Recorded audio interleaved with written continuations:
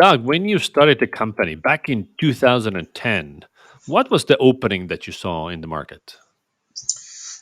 Yeah, I'd love to say it was one of those hit your head in the shower, came up with a brilliant idea moments. But the truth is that we had been in and around the ecosystem of content for a number of years, myself and the other founders.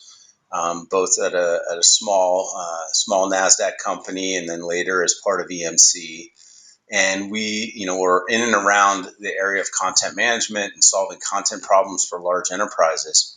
And the opening that I saw was really that if you think about, what Salesforce did at a high level, they took an established domain, CRM, they made it much easier to use, kind of consumerized the experience. They put it on the cloud, which is a new technology stack, and they implemented a new business model, a subscription business model, and it changed the world.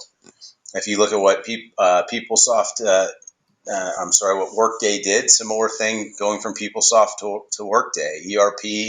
You look at NetSuite and what they did. And as we looked around, we said, no one's really doing this for content. And there's no one that's really attacking hard content problems, which, had been attacked and established by vendors like EMC, Documentum, and others, in a cloud first model. And our vision was, let's do that. And let's start by attacking the needs of sales and marketing teams, which we knew were the worst served by the existing solutions, the FileNets and SharePoints and Documentums of the world. And we thought, well, over time, we'll expand beyond just sales and marketing and take on other content problems.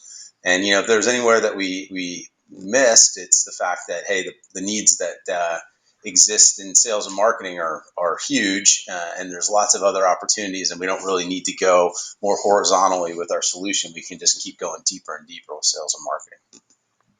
So, sales enablement has its roots somewhere in the 90s, according to the internet. When you started, what was the market awareness like, and then how did you go about increasing, demand for it? Yeah, the funny part is we didn't know sales enablement terminology when we started. It was probably 2 years into our journey, after a lot of debate and internal discussion, where we finally realized, yes, this is in fact the label that fits the best for us. This really is the category that we're in. And at that point in time, we tried to take ownership of that terminology. It's if you can't beat them, join them kind of approach. But yes, a company called Savo Group, I think, out of Chicago, was probably the first to really use that term and help popularize it, or at least at any kind of scale. They were one of our earliest competitors, which is how we kind of got familiar with the terminology. Ultimately, we passed them up and then acquired them, and a lot of their former employees and customers are now on the Seismic journey with us. But yeah, it wasn't one that we knew. Enablement, funny enough, isn't actually a word in the dictionary. It's not. It's a made up word. We did a little tongue in cheek campaign a couple years ago to try to get enablement added into the dictionary. We haven't gotten there yet, but hopefully someday soon. Wow, that's these days looks like every B2B company is inventing their own terminology. Sales enablement has been around for so long. You would think that of course it's a thing, but everything was made up at some point. Yeah. It is. And I think as you're defining a category, you really are. You're defining the category. Hmm. Everyone has a picture in their head when you say words like enablement. Over time, those pictures have changed. And I think a lot of our job has been over the years, educate the marketplace on our definition of what enablement really means. Working together with our customers and seeing where the value is added and where the pain comes from, and then working on solutions for those things. And then, applying the terminology enablement and having it become popular. You guys were bootstrapped for the first 2.5 years or so. What was it like back then, and what kind of customer segments did you go after at the beginning? Yeah, so we, the founders and I, had the benefit of kind of two things, I guess. One was some .com experiences with investors that didn't go so well, where we saw sort of the not so great behavior that can sometimes happen. And the second was, we'd had some success with earlier ventures, and to where we had the luxury of being able to, bootstrap the business for a number of years. And we really went into it thinking, we'll keep going that way. We can have a really nice business. We'll grow a little bit slower, but it'll be great, and we won't have to worry about outside investors. Um, and I think at some point, though, we realized, hey, this is an opportunity that's much bigger than we might have originally imagined it was going to be. And if we don't get our name out there, we had no people in marketing at this point in time, zero. And if we don't get going with customers a little faster, I think we had two people in our sales team at that point, that the opportunity might pass us by. And so we may have to, we decided that we were going to go down the road of trying to raise some capital. But that's really the reason, is we thought, we'll do this on our own, a little bit naively. But at the same time, I think it caused a lot of good behaviors. As you really, it truly is your money. We always treat our investors' money like it's our own, but in this case, it really was our own, and so it caused a lot of good behaviors, a lot of discipline, a lot of focus on getting those first sets of customers. You asked about the kind of customers that we went after. Our DNA was cut with larger enterprises, and so we weren't. I guess we were kind of going against the trend. Remember 2010, everything was around freemium models, and starting with small accounts and working your way up. That was just not the way we were wired. We knew how to service big companies. We knew how to work with big companies. We knew the patience required to navigate larger enterprises. We knew the complex needs of big companies, financial services companies. So we focused on larger enterprises and financial services companies, and that's where we got our early traction. According to the internet, so after raising money, you guys had some insane growth years, back to back, growing like 3 times over year. So what were the things that you got really right? Like, what was driving that growth back then? Yeah, I think it's cliche a little bit, but product market fit. We landed on some specific use cases in financial services. We landed on some specific use cases with high tech companies that really we were meeting their needs in a way that they hadn't been met before. And so I think the product market fit, and then I think because of our focus on larger companies, we got bigger deals, and we also had in our DNA customer success. Having a customer success team, understanding that larger companies want help with change management, they want help with implementation. That the sort of freemium, here's a really cool product, go figure it out on your own, didn't work for larger companies. That's just not the way that they operate, not the way that they work. And kind of being able to match up with that allowed us to get some very early traction with big companies and big customers. What was your go-to-market motion then? Like, was it sales-led, outbound? What worked in terms of customer acquisition? Yeah, it was a mix, but it was heavily outbound, sales led. One of our co-founders, Ed Calnan, was came from the sales background. Had built a team, an inside team. In the early days, it was maybe he and I working on our network, calling companies that we knew and people that we knew. Again, having the benefit of focusing on larger companies and companies that we had done business with before in past lives allowed us to get the first couple, right? And the first few customers are so valuable because once you have references, once you have the ability to point to others' success, things get a lot easier. And there's just, it's very difficult to get those first, especially when you're going after larger accounts. The first companies that took chances on us, we'll be forever appreciative for that, and because they've then turned into big references. They help you get your product just right. They help establish that product market fit, or you might be 80% of the way or 90% of the way. They help you get that last bit. But we were very outbound, very direct, working our networks, and then expanding that into an outbound BDR SDR model, and then ramping up marketing as we grew. So every emerging space, in the beginning there are all these pieces up in the air. There's a land grab for market share, and everybody's really can execute towards their own vision without paying too much attention to what a competitor is doing because there's plenty to go around. Today, you're in a space that is pretty mature, and there's a lot of competition. So, how are you currently setting competitive strategy, and how are you seeing what makes you win over others? Yes, it's a great question. I'll say, first of all, never rest. We have emerged as a serious, well-established leader in our category, in the sales enablement category. We're three times the size of anyone else, I think, in our space, which affords us the benefit of having more customer dollars coming in that we can put to work. However, I'm a big believer only the paranoid survive. This category is far from mature and far from finished. It's still evolving very, very quickly. And so we invest tremendously in R&D.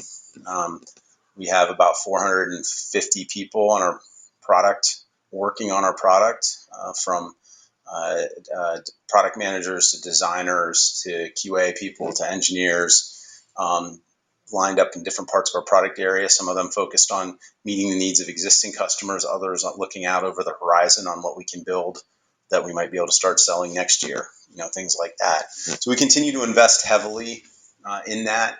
We've also invested heavily in our customer success infrastructure to make sure that, as we build out our product portfolio, our happy customers buy more stuff is one of the mantras you'll hear around our halls all the time. And we firmly believe we keep those customers happy. We keep engaged with them in a proactive way as we bring in new products and new capabilities. They're going to be excited to upsell and cross sell and buy new products. Were you guys always the category leader as soon as this category was kind of like identified, or was there a moment was a battle and then you just came out victoriously? Yeah, no, I would say in the beginning that Savo was absolutely the leader in the category. They established it. I think if they made any mistake, it was maybe being ahead of their time.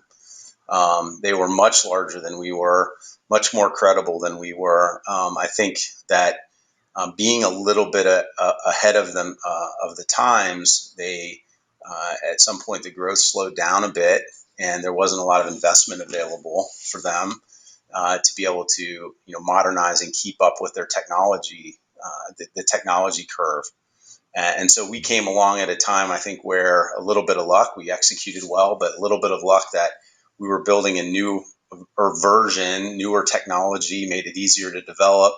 At the same time, they were kind of cutting their investment levels. And so as we got momentum, we started to catch up. And at some point, it was really a tight neck and neck race, probably between us in terms of the size, but we had a lot more momentum. And then when we acquired them, is the moment I would say that things changed significantly. Suddenly, we're twice the size or three times the size of anyone else in the category. Which again, there's real benefit. You can raise a lot of money from investors. You can burn a lot of money from investors. Having customers actually paying and allowing you to use that money to reinvest in better product, better infrastructure, better customer success, et cetera, is a long-term sustainable advantage. That as long as you can continue to innovate, you can leverage and keep going. And so I'd say that was the moment when we kind of clearly separated from the rest of the pack. So you mentioned a couple of times how you beat them with a better product. Today you have so many people working on the product and you're investing in the product. So is your theory of advantage that you have an objectively better product and that's how you're gonna keep on winning? Or and are you also thinking about this product getting commoditized? Because like sooner or later all the competitors will have all the features. Yes, sure. Yeah, I think it's when you say product, I think it's easy to laser focus only on the application that you log into, the user experience, the buttons that you click. But you really, especially when you're dealing with larger enterprises, you have to think bigger than just that, the lines of code. The product that we offer includes our value team that works with our customers in pre-sale to help identify the areas where they're going to realize value, where they're going to get an ROI from working with us. It includes our implementation team, which helps make sure that that vision of the value is what we're driving towards together, and we all understand what it's going to look like and what it's going to take to get there. Our customer success team on an ongoing basis, who's constantly troubleshooting where there might be problems, looking at places where more value can be delivered to the organization. All of it together is really the product that we're selling. So all these services teams that you mentioned, from a really broad strategy perspective, is this like a adaption and retention play, or is it a significant source of revenue, or how do you look at your the service teams? Yeah, I'm a big believer that it starts with customers. If the customers are happy, if the customers are getting value, then you're afforded the opportunity to renew. You're afforded the opportunity to expand and grow your relationship and grow the economic part of your relationship. So I try to keep our teams focused as much as possible on the value customers are getting, the results, the impact that we're having on their business, and I believe that all the other good things follow from that. Of course, we need to pay attention to the economics, and we do things in a scalable way. So it's not all just humans. It's how do we make sure that we're taking the feedback, making the product better, easier to use in certain areas, putting more work into the parts of the platform that might be adding more value than others, or including things over the horizon that we're focusing on. But if you really start and end with the customer and you keep your eye on what's going to add value to them, I believe the rest of it all the other pieces, the economics can all be fixed, addressed, improved, optimized over time, and that's really the way we've grown. In addition to your product, how are you thinking of competing on brand, on marketing, on this softer side?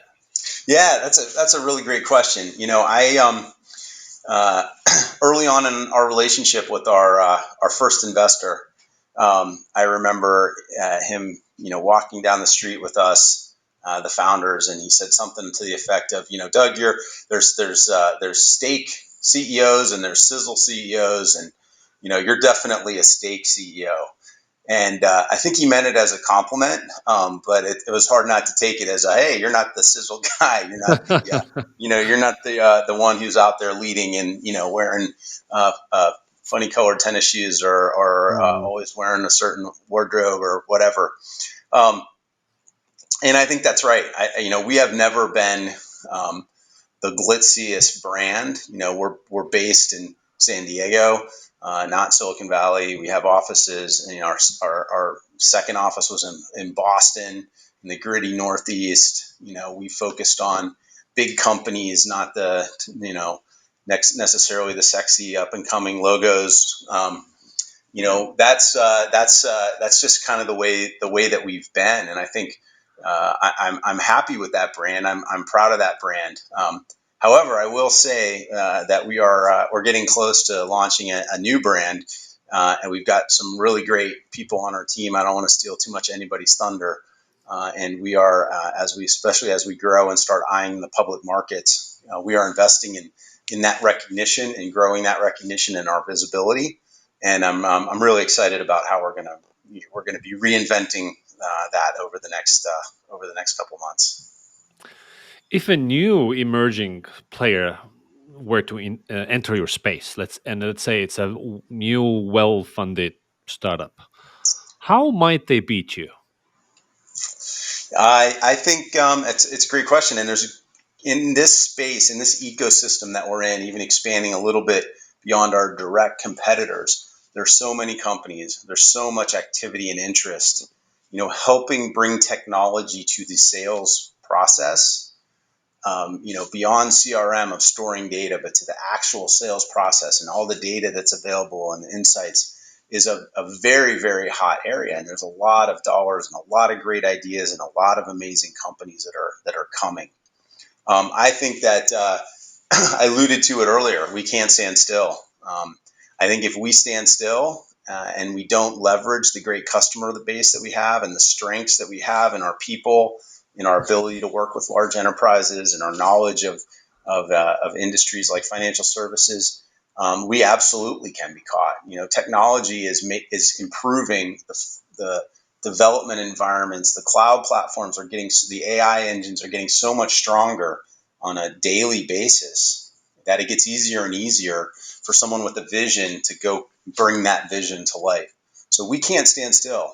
We have to constantly be looking at the worst part of our product and ripping it up and rebuilding it. And at the same time, looking at new things that are going to complement and add value to what we're doing. We can't take our customer relationships for granted. We have great partners and customers that have been with us for, some of them for a decade. And, they're constantly hearing from our competitors. And we have built great relationships. They trust us. We can't take those things for granted. We have to make sure that no matter how safe, quote unquote, we think a customer and account is, we have to continue to lean into that. We have to continue to ask them how we can add value. We have to continue to listen to them of what's working and what's not working and what other needs they might have. Otherwise, we will absolutely be caught. You've mentioned, making customers happy and focusing on the customer multiple times. So that's, clearly seems to be one of your values. What other pieces of advice would you have for a fellow B2B SaaS founder, like some business lessons you've picked up along the way, maybe 3 to 5? Yeah, I think one I would start with is know who you are and be comfortable with who you are. I remember when we went out and started raising money for the very first time, our Series A. And I went all up and down Sand Hill Road and talked to a dozen or more early stage investors.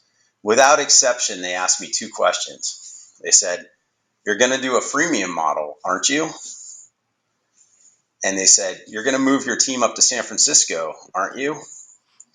And to both of those questions, my answer was no, but of course I tap danced around that and we'll do what's right and, all these kinds of things. But the truth of the matter was, that's not who we were and that's not what we were going to do. And the funny part is, I don't know, 18 months later, going around again for our Series B, talking to some of the same investors, some new investors, and they all asked me two questions. They said, "You're definitely not going to do a freemium model, right? And you're definitely not going to move your team up to the Bay Area, right?" Um, the winds had changed.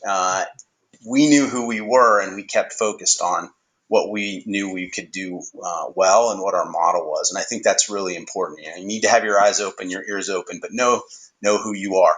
We knew we could sell to big customers. We knew it was harder to sell to big customers, but we also knew that's what we were good at, and that's what we wanted to focus on.